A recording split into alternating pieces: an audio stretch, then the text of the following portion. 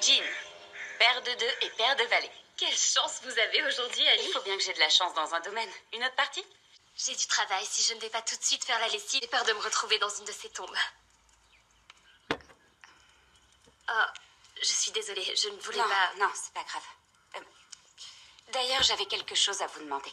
Est-ce que vous avez vu un homme bizarre dans le jardin? Parce que je suis sûre d'avoir vu un homme marcher dans le cimetière l'autre soir. Il est apparu dans le brouillard et il a disparu. Ah, c'est très effrayant. Dans le cimetière? Il y a peut-être des fantômes ici, qui sait? Oui, d'ailleurs, ça ne me surprendrait pas d'apprendre une chose pareille, parce qu'entre nous, si j'étais un fantôme, je serais très à mon aise dans ce genre de maison. Vous voyez? Vous avez raison.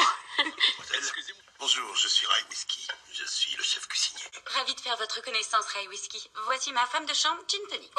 Je sais que j'ai un nom qui prête à la plaisanterie, mais croyez-moi, j'en ai entendu d'autres. Madame Tatterton n'arrêtait pas soit d'écorcher mon nom, soit de faire de vilains jeux de mots. Et je dois dire que j'y suis habitué. C'était pour plaisanter, je suis désolée. Je suis Annie Stonewall. Oui, je le sais. J'ai apporté votre déjeuner. Je voulais vérifier par moi-même que ce qu'on m'avait dit était vrai. Tout le monde raconte que Mademoiselle Even est de retour à Farthingale. Ça, je sais que ce n'est pas possible, mais vous lui ressemblez comme deux gouttes d'eau. Vous avez connu ma mère? Oh, ça oui. J'ai vu passer tellement de monde au manoir, mademoiselle, ça va. Parce que Annie croit avoir vu un fantôme en train de rôder dehors hier soir. Vous avez déjà vu un fantôme ici? J'en ai aperçu plus d'un. Mademoiselle Gin Tonic. Il y a plus d'un fantôme qui erre dans la maison. Vous n'avez rien à faire ici. Ni l'un ni l'autre. Vous ne voyez pas que vous la dérangez? Non, il me dérange pas, on discute, c'est tout. Allez, dehors. Mademoiselle. Millie, vous pouvez poster ça pour moi? Qui est ce Luc? C'est le fameux garçon dont vous m'avez parlé? Luc est mon frère, si vous le dites. Monsieur Tatterton voudrait vous voir. Tout de suite? Oui, dans son bureau.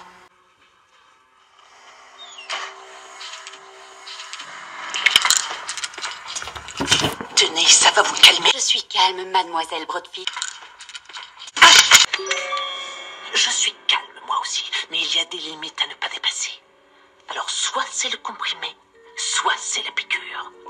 Mais c'est forcément l'un des deux.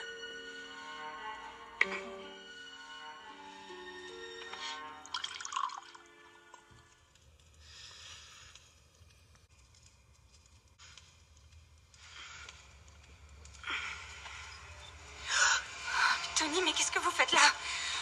Vous m'avez fait peur. Je pensais à toi, ma petite Even. J'aimerais tellement te revoir chevaucher escampette dans le parc. Je vous demande pardon? Tu étais resplendissante sur ce cheval, comme si tu étais seule au monde. Tony,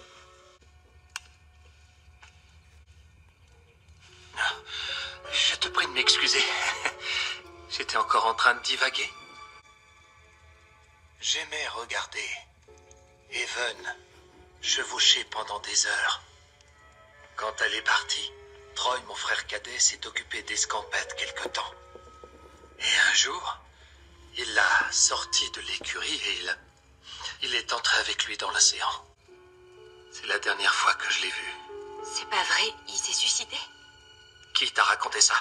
Qui? Mais vous, là, à l'instant... C'était pas vrai. Ce ne sont que des mensonges et des rumeurs. Troy n'aurait jamais fait une chose pareille. Non, on sait tous que sa disparition est due à un malheureux accident. Je suis désolée, j'avais vraiment pas l'intention. Non, c'est moi. Non, c'est moi. Excuse-moi, Annie. Je perds parfois le fil de mes souvenirs. Désolé, je ne voulais pas te réveiller. Rendors-toi, ma chérie. Oh, tu as vu? Tu as tout ce qu'il te faut pour faire tes peintures. Merci. Bonne nuit, Even.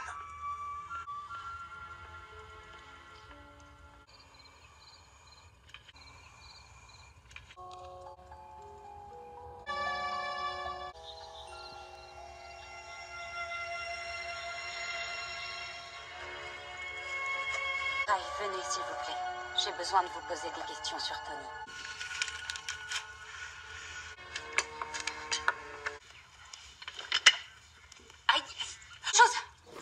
Je ne crois pas, non. Vous me faites mal puisque je vous dis que je le sens. Mais non, C'est dans votre tête. À ce stade de votre convalescence, vous ne pouvez rien sentir. Je ne suis pas folle et je sais très bien que j'ai senti quelque chose. Ce sont des douleurs fantômes. Voilà comment ça s'appelle. C'est dans votre tête que vous avez mal. Non, c'est dans ma jambe, je le sais. Vous avez entendu parler des gens qui n'ont plus de bras et qui se retrouvent avec des moignons et qui insistent en disant qu'ils sentent leurs mains. C'est exactement pareil. Donc si je comprends bien, vous ne me faites pas mal tout en me faisant mal. J'ai pas vu Millie, est-ce que vous savez où elle est? Millie a été remerciée. Quoi? Oui, cette fille était incompétente. Et si vous voulez mon avis, un peu sotte aussi. Mais pourquoi elle n'est pas venue me dire au revoir? Ça, je l'ignore.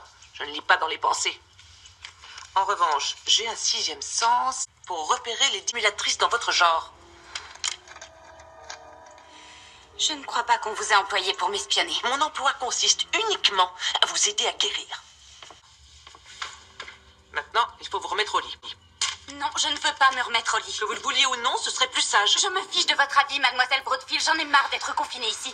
Qui plus est, c'est mon arrière-grand-père qui vous a engagé à mon service. C'est donc moi qui commande ici, et pas vous. On est d'accord? À votre guise. Tony, venez, dépêchez-vous. Tony! Bon. Que se passe-t-il? Je veux une autre infirmière. Comme tu voudras. Tu auras toutes les infirmières que tu veux. Non, j'en veux une différente. Cette Broadfield est horrible, c'est une vraie despote. Je sais qu'elle peut se montrer parfois un peu bourrue, mais je t'assure que cette femme est la meilleure infirmière qui Je soit. la supporte plus, Tony. C'est quelqu'un de cruel. Je croyais que tu avais confiance en moi. Ce n'est pas le sujet. Je vais lui parler. Je lui dirai d'être un peu plus gentille, d'accord? Ah, et Tony, je veux sortir de cette chambre.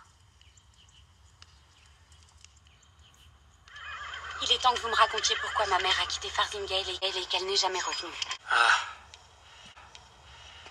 Evan a quitté le manoir à cause de moi. D'accord? Vous pouvez être plus précis? Tu sais que ta grand-mère, Lee, était tombée amoureuse d'un homme des collines, un certain Luc Castile, pour des raisons que je ne comprendrai jamais d'ailleurs. Evan aurait dû venir au monde ici même, et pas dans une cabane au fin fond d'une ville du sud. Le jour où elle est enfin venue habiter à Farzingale, elle était heureuse. Elle respirait le bonheur. Mais alors pourquoi elle est partie? J'ai contacté Luc Castile. Et c'était exactement le genre d'homme que je m'attendais à voir. Je n'ai pas été surpris. Je l'ai payé pour qu'il disparaisse de la vie de ta mère. Même si elle l'aimait malgré ce qu'il lui avait fait. Vous l'avez acheté? Je l'ai acheté. Et quand Evan l'a appris, elle est partie. Ce qu'elle a fait. Je revivais ce que j'avais vécu avec Lee. Comme si l'histoire se répétait. Encore une fois. Et j'avoue que je l'ai pas supporté. Farzingale a perdu son âme après le départ d'Evan. J'ai quelque chose à te montrer.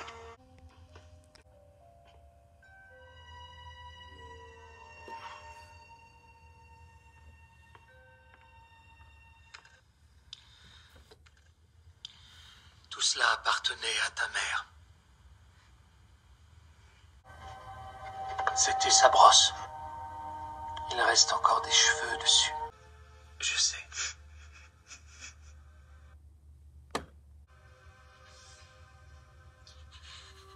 J'arrive pas à croire qu'elle ne soit plus là. Oui. Je sais ce que tu ressens. Tony, je ne comprends pas. Malgré la distance que ma mère avait mise entre vous, vous avez gardé toutes ces affaires. C'est elle qui a choisi de ne plus rien avoir à faire avec moi. Les choses étaient différentes de mon côté. Je n'ai jamais perdu espoir qu'elle revienne. Tu vois, en préservant certaines de ses affaires, comme elles étaient, j'ai gardé intact le souvenir de ta mère. J'ai trompé le destin.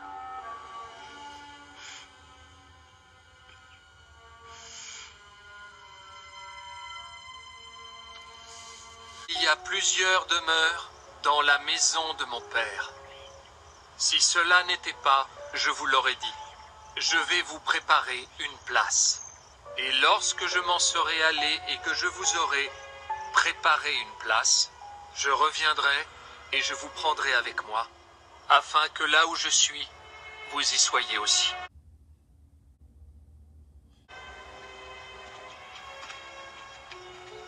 Deux personnes exceptionnelles, mademoiselle Stonewall. Nous avons eu beaucoup de chance de les avoir connues. Merci, Ray.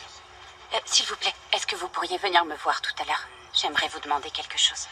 Monsieur m'a dit que vous aviez besoin de repos, mademoiselle. Et je fais ce que monsieur me dit de faire. Mais j'essaierai de venir.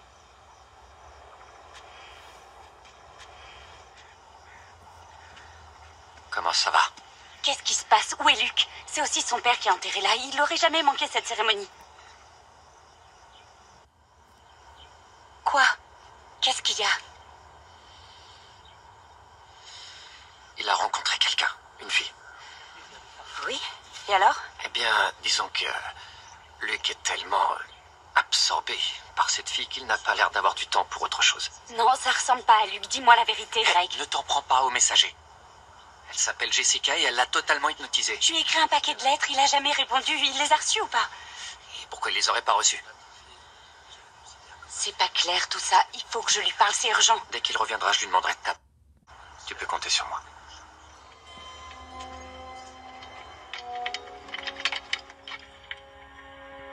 Ange comme sa mère. Un ange.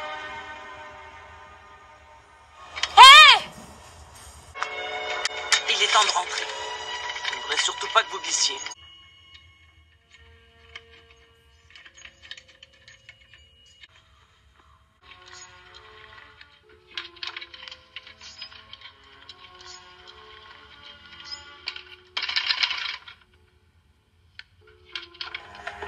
Qu'est-ce que vous faites ici? Je voulais... Vous vouliez quoi?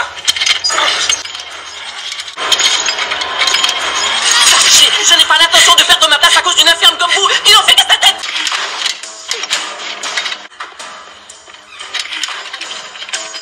Mademoiselle Broadfield!